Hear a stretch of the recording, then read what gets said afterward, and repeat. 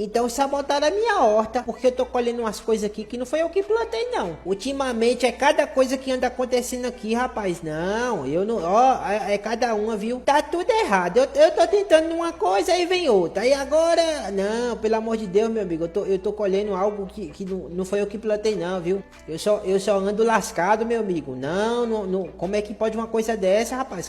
Cada ano que passa parece que piora.